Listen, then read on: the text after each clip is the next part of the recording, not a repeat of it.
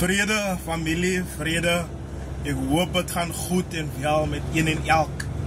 Julle is deurgedra deur die lieflike dag, deur die genadehand van die Here wat ons dra, wat ons die krag gee om elke dag op te kan staan, net om ons oë oop te kan maak en die mooiheid en lieflikheid van die Here te kan aanskou.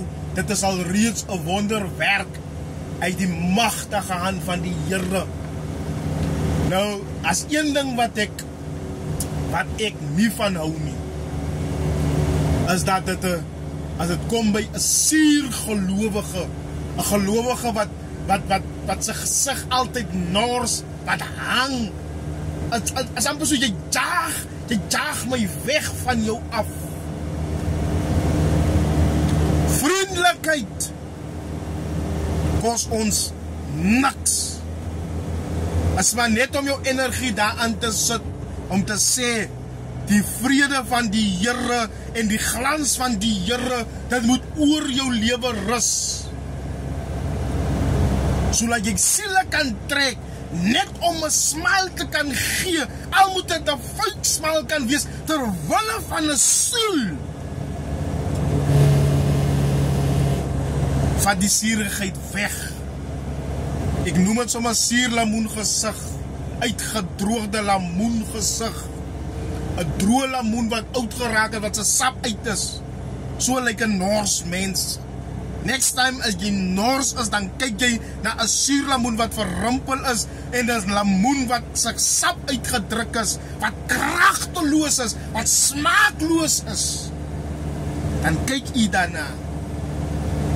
Gelowige, lieflike geur, of mense op jou spoeg, mense jou beskinder, ons weet dit, of jy nou goed doen of sleg doen, mense sal jou altyd beskinder, maar behou jou vriendelikheid en die smile op jou gesig, en face jou enemies met 'n lieflike geur en 'n smile op die gesig, sodat hy kan beskaam staan vir die ding wat hy agteraf praat.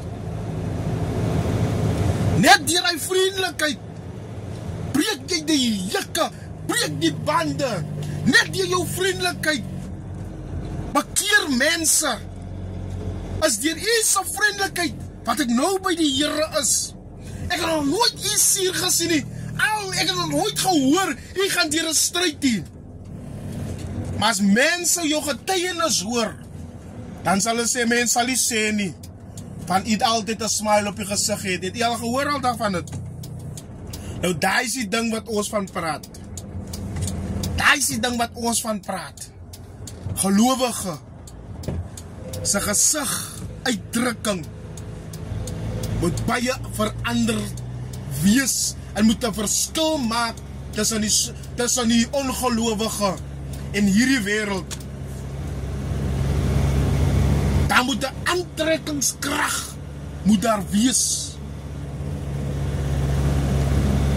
Jou gesig moet mense lok sonder dat jy preek. As jy altyd preek wat mense na die Here toe kom nie. Mense gesindheid.